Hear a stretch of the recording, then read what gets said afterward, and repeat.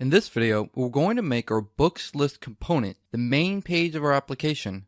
Then we'll add in some new data in order to demonstrate data binding. So right now, our main page is blank. It's just displaying our navigation menu. We'll change that by adding our books list details below. Let's start off by opening up our books list TypeScript file inside of the books folder, and we'll create a new component. We'll begin by exporting a class named books list component. Then we'll add our component decorator. It will have a selector since we'll be using this as a directive, and the name will be bs-books-list. Next, we'll add in our template URL, which is going to be our file books-list.component.html.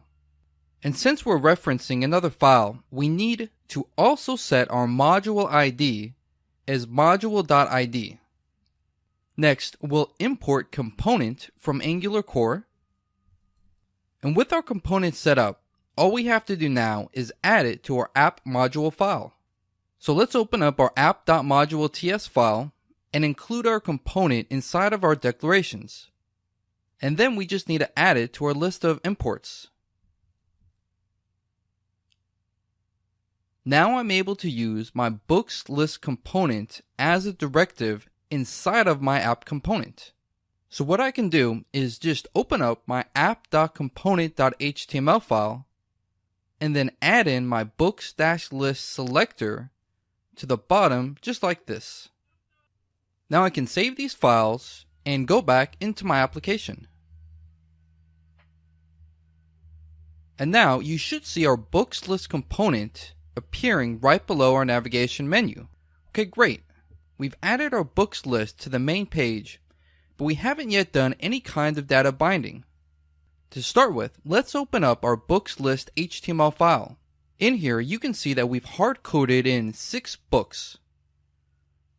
I'm going to add one more of these books to the top in order to show you data binding, and I'm just going to copy and paste from this column MD4 area.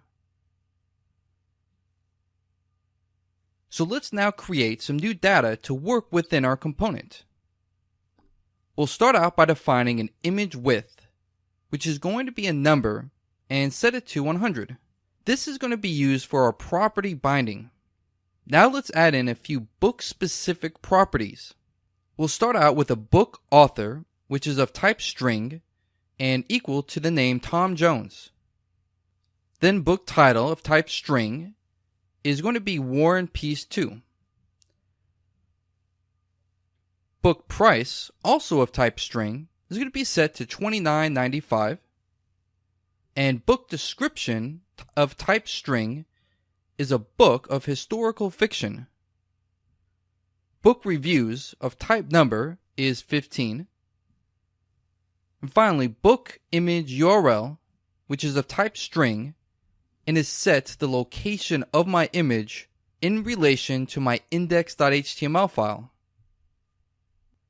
Now let's go in and add our properties inside of our template. To do so, we just need to change our hard-coded text here to display the properties we just defined. We'll do this using interpolation. And first we'll set our price, then the title, then our author, and then our reviews. We'll finish off our one-way binding example now by testing out property binding. And to do this, we'll just add brackets around our image source and then set it equal to our book image URL. And we'll also use property binding to specify the width of this particular image. So I can say style.width.px, which is just an inline style definition, wrap this in brackets in order to make it data bound, is equal to the property we defined called image width.